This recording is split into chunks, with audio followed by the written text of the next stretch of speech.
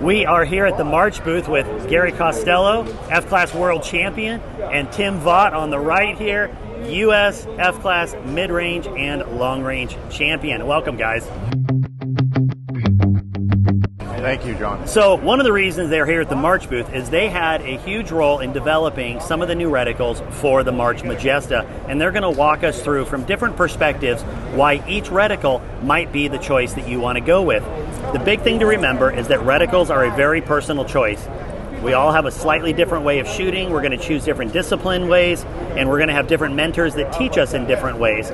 So Gary, go ahead and walk us through the W1, W2 reticle, why you chose to influence it, the directions you did, and how consumers can use it. So in the previous 8-80 model, we had a good selection of reticules. I'm a dot guy with a cross, so I was looking for something the same, improved, and we had some ideas on that, and one of them was to get a quarter MOA hold in the reticle, because there's days sometimes you don't want to click, you just want to hold. So with the W1 we have a center dot 3/32, and then on 40 power we have a quarter first subtension, so that you can bracket in the X, in the V. Next on from that is you have a half MOA sub and then a 1. So you go quarter, half, 1. Sure. Simple. So let's walk us through on an actual reticle. I know we have one here for demonstration, and we're going to walk the audience through as you describe this. So you have your 3/32 dot in the center, and then you can see the first line subtension there. That's a quarter on 40. Then you've got your half, and then you have your 1. So if you overlay that on the center of the V-ball or the X-ring, that will bracket each ring. So you now have a precise hold across the whole of the target. So the other cool thing is if you have a real hot day and you really can't see anything, which you probably won't with an E280 Majesta, because the whole idea of it is to combat mirage, but if you really want to turn it down, then you just double the subtension. That simple. If you want to go up, then you do the opposite. So on 80 power you can use it, but then you have a much smaller hold. So 0.12 MOA, which is tiny. I mean, you can't even click it. Yeah. So you have a really tiny little amount of movement which you can hold in. So you can then replicate that with your clicks. So when I shoot, I like to put two-siders down. I put it on a value that I'm really happy with, like a 40, for example. 40 is a good power. And then you can actually put your center dot, and you can look where that shot is on your target. You can count half, 1, 2, 3, write it down. You've got first shot bracket.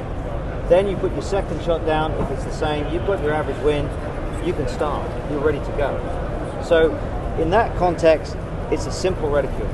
So the whole point is bracketing, and Tim's reticle does that and expands on that. So we think, this is for the guy that likes the simple stuff like me. Yeah. I struggle to comprehend, and not to comprehend, but to cope with all the variables that we have to deal with in F-Class. So, okay. Tim, you've got yours, which is great. I love it, and I'm sure you can explain it better than I can. Yeah, so we're going to go to this is the WFD reticle now, what is commonly referred to as the F-Class reticle. Now, Tim, you sort of designed it with an entire day's match in mind, right? A match 1, a match 2, a match 3, different conditions, different lighting, different things like that. Walk us through how that reticle helps me get through a day of shooting. You betcha. And this diagram looks busy, but let's just boil it down to the competitor, just like you said, John. Match 1, you're going to use this part of the reticle, the center. At 80X, that circle was sub 10, right around the 10 ring. Small, finite changes in wind. You're wanting to shoot fast, capture the condition, and get that clean with 15, 16 X's, which are necessary to be competitive at a national tournament now.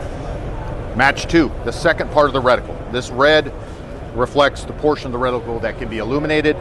That is now your match 2. You'll use from the circle out to the edge of the frame at 80X. When we start to have to hold off from the frame, now mirage is into play, and maybe the image quality isn't as high as it was when we're just using inside the circle. So now vertical and maintaining a good vertical alignment on the target's important. That's what these vertical stadia are for. It allows you to box the standard 72-inch NRA long-range frame at 1,000, at 80x and then 40x respectively for the subtensions. And then finally we have match 3. This would be out here in the what I would call is the wings area, where this subtends at the 10 ring at 80x and then at 40x at the 9 ring.